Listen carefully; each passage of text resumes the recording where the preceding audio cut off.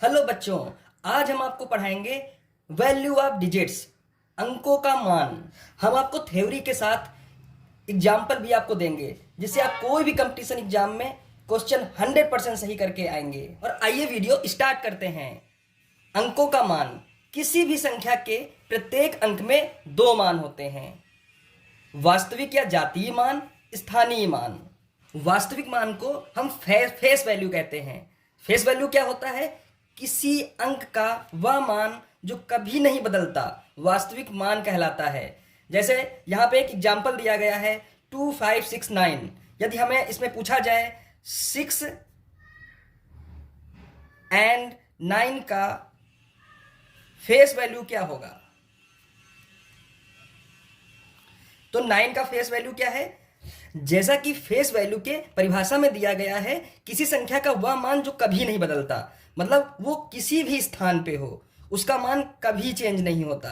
जैसे 9 का face value 9 है, 6 का फेस वैल्यू 6 है। यदि इसके बाद भी क्वेश्चन पूछा जाता 5 का फेस वैल्यू क्या है, तो 5 का 5 होता।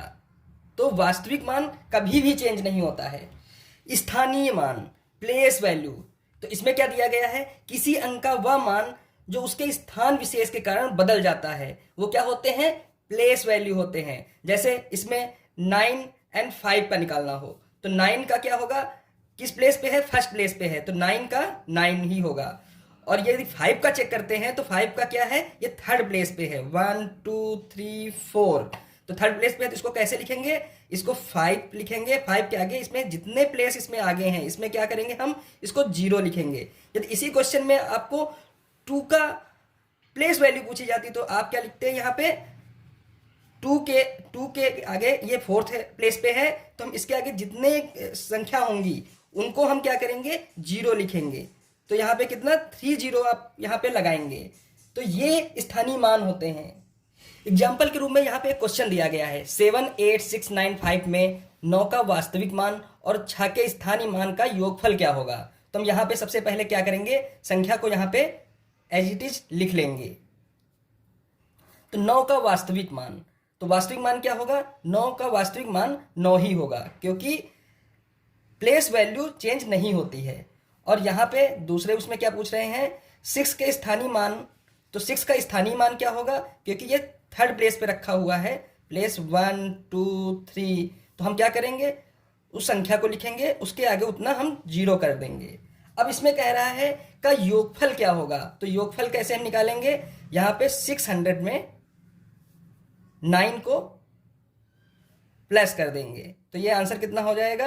यहाँ पे 906, तो ये क्या हो जाएगा? 609 इसका आंसर हो जाएगा। यहीं पे इसको अंतर पूछता, तो अंतर में हम क्या करते? यहाँ पे 600 में हम 9 को माइनस कर देते, तो 9 को माइनस करते तो यहाँ पे 10 हो जाएगा, 10 में 9 गया 1 हो जाएगा। और यहाँ पे एक इसने इससे लिया था, ये इससे एक लेगा, तो यहाँ पे 9 हो जाएगा और यहाँ पे 5 हो जाएगा, क्योंकि यहाँ से एक बारो एक लिया था। तो आंसर क्या हो जाएगा? 591। तो इस तरह के क्वेश्चन बहुत सारे कंपटीशन एग्जाम में पूछा जाता है। तो आप क्या है, इस मेथड के थ्रू आप इसको इजीली सॉल्व कर सकते हैं, क्योंकि जो आपकी फेस वैल्यू होती है वो कभी भी चेंज नहीं होती है।